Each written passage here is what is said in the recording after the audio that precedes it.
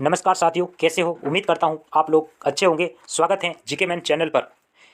इस वीडियो में हम सीटेट का जो आज पेपर हुआ उसके साइकोलॉजी लेवल फर्स्ट के आंसर की मैं बता रहा हूँ, तो वीडियो में अंत तक बने रहे। और जो भी अभ्यर्थी नए जुड़ रहे हैं उन्होंने अभी तक चैनल को सब्सक्राइब नहीं किया है तो नीचे जाकर सब्सक्राइब कर ले और पास के बेल आइकन को भी प्रेस कर ले।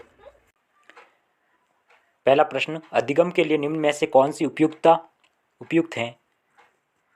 तो इसका आंसर है ऑप्शन नंबर 2, योग्यता सुधारिए। प्रश्न नंबर 2, कौन सी परिपाटी विद्यार्थियों में संकल्पनात्मक समझ में बढ़ोतरी में सहायक है? तो ऑप्शन नंबर 1, अन्वेषण और संवाद। बच्चों को सीखने में कठिनाई होती है। प्रश्न नंबर 3, बच्चों को सीखने में कठिनाई होती है जब वो प्रश्न नंबर 3 आंसर नंबर 3 वो आंतरिक रूप से अभिप्रेरित हो।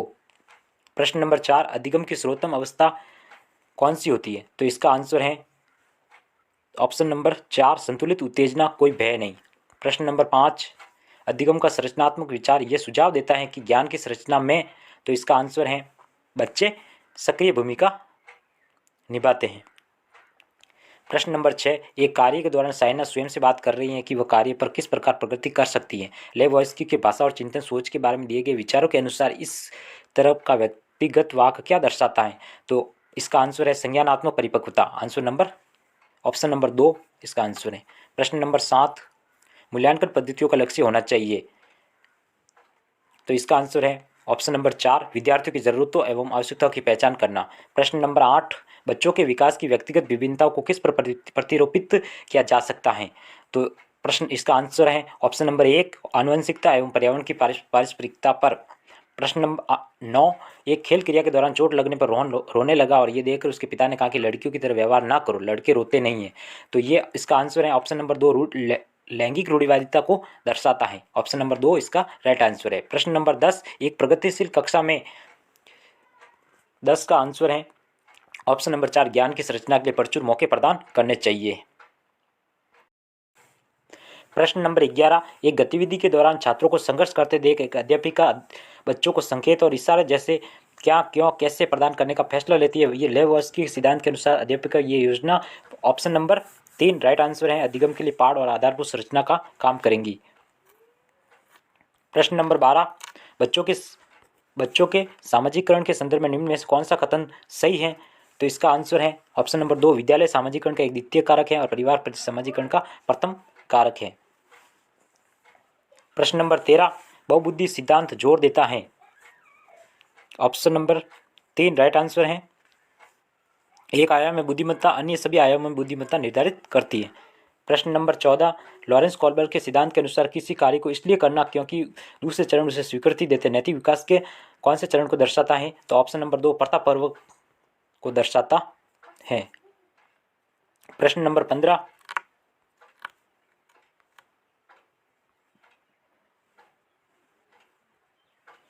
विकास के संदर्भ में निम्न में से कौन सा कथन सही है? तो ऑप्शन नंबर 1, विकास बहुआयामी होता है। प्रश्न नंबर 16, लेवोस्की का सामाजिक सांस्कृतिक परिप्रेक्ष्य अधिगम प्रक्रिया में सांस्कृतिक उपकरणों के महत्व पर जोर देता है। ऑप्शन नंबर 2 राइट आंसर है। प्रश्न नंबर 17, जीन पियाजे अपने संज्ञानात्मक सिद्धांत के अनुसार संज्ञानात्मक विकास के सिद्धांत में संज्ञानात्मक संरचनाओं को स्कीमा के रूप में वर्णित करता है। ऑप्शन नंबर 1 इसका राइट आंसर है। प्रश्न नंबर 18, जीन पियाजे के संज्ञानात्मक विकास के सिद्धांत में पूर्व संक्रियात्मक अवस्था में विकास का मुख्य गुण क्या होता है? तो इसका आंसर नंबर है 3, विचार सोच में केंद्रीकरण। प्रश्न नंबर 19, दिव्यांगजन अधिकार अधिनियम 2016 के अनुसार निम्न में से किस शब्दावली का प्रयोग उपयुक्त है? तो इसका ऑप्शन नंबर 4 राइट आंसर है, छात्र जिसे शारीरिक दिव्यांगता है जन्म के से किशोरावस्था तक बच्चों के विकास किस क्रम में होता है? तो इसका आंसर है ऑप्शन नंबर 2, सांवेगिक, मूर्त और अमूर्त क्रम में होता है।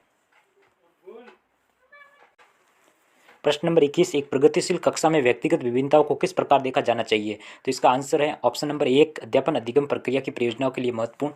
प्रश्न नंबर 22, एक समावेशी कक्षा में जोर देना चाहिए। तो इसका भी आंसर ऑप्शन नंबर 1, हर बच्चे के सामर्थ्य को अधिकतम करने के लिए अवसर प्रदान करने की। प्रश्न नंबर 23, समस्या समाधान क्षमताओं को किस प्रकार सुसाध्य किया जा सकता है? तो इसका आंसर है ऑप्शन नंबर 2 लगातार अभ्यास और कार्यान्वयन पर जोर देकर। प्रश्न नंबर 24 अधिगम कठिनाई को जूझते छात्रों की जरूरतों को संबोधित करने के लिए एक अध्यापक को क्या नहीं करना चाहिए। ऑप्शन नंबर 1 है शिक्षा शास्त्र और आंकलन की जटिल संरचना का उपयोग कर। ऑप्शन नंबर 1 राइट है और इसका आंसर आपको बताना है, शायद दूसरा भी हो सकता है। 25 प्रश्न नंबर 25 रचनात्मकता की पहचान का प्रमुख लक्षण क्या है, तो अपसारी चिंतन, ऑप्शन नंबर 3। प्रश्न नंबर 26 विविध पृष्ठभूमियों के अधिगमकर्ताओं को संबोधित करने हेतु एक अध्यापक को, ऑप्शन नंबर 3 विविध विन्यासों से उदाहरण लेने चाहिए। प्रश्न नंबर 27 एक अध्यापक को दिए गए किसी क्रियाकलापों में छात्रों की विभिन्न त्रुटियों का विश्लेषण करना चाहिए। ऑप्शन नंबर 3 राइट आंसर है, त्रुटियों की समझ अध्यापन अधिगम प्रक्रियाओं के लिए अर्थपूर्ण है। प्रश्न नंबर 28 अधिगम की अभिप्रेरणाओं को किस प्रकार कायम रखा जा सकता है, तो इसका भी ऑप्शन नंबर 3 है, प्रवीणता अभिमुखी लक्ष्यों पर जोर देकर। प्रश्न नंबर 29 शर्मिंदगी, इसका आंसर ऑप्शन नंबर 3 है, का संज्ञान व नकारात्मक प्रभाव पड़ सकता है। प्रश्न नंबर 30 का अध्यापन अधिगम का सबसे प्रभावशाली माध्यम कौन सा है, तो इसका भी ऑप्शन नंबर 3 है, संकल्पनाओं के बीच संबंध खोजना। सीटेट से संबंधित आगे की जो भी जानकारी आपको मिलती रहेंगी और जो बाकी के प्रश्न पत्र के आंसर की आपको मिलेगी, इसलिए आपको चैनल से जुड़े रहना है। चैनल को सब्सक्राइब करके रखें। वीडियो पसंद आए तो आप लाइक कर सकते हैं। आज वीडियो में बस इतना ही, मिलते हैं नेक्स्ट वीडियो में। जय हिंद।